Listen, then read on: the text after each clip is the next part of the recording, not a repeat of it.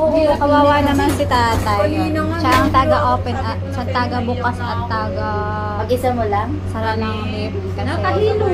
Okay lang kung may kasama ka pag mag-isa ka. Hindi, doon sa ano, sa taas. sabi ko nga kanina, sabi ko patay, mano-mano yung lift. Paano ko kaya ito bubuksan at sasaraduhan? Yung pala may tao pala sa loob.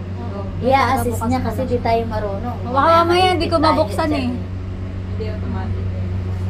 Diwahi siya guys, Baka diwahi. may ano yung Eh, na maiwawahi natin yun.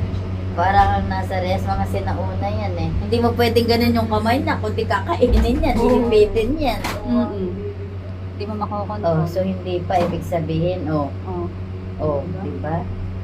Dikit na dikit talaga eh, no? Mga sinaunang lip eh.